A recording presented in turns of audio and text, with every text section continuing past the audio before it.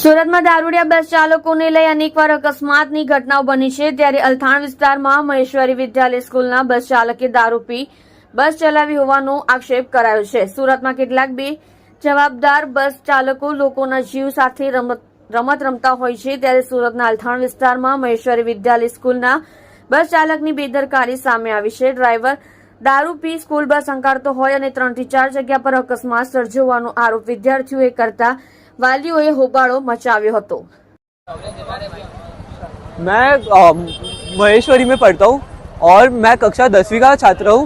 मैं आज बस में जब सो रहा था तब मेरे को पता चला कि बस पीछे से ठुक गई है।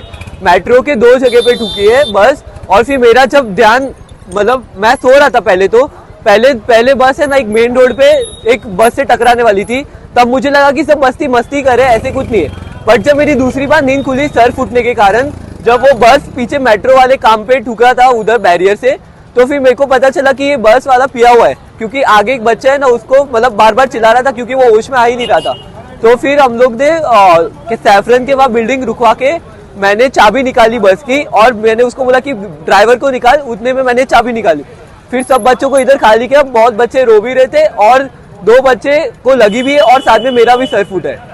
और फिर आंटी को मैंने चाबी दे दी, उसके बाद वो बस वाला कुछ कहीं पे रोका नहीं।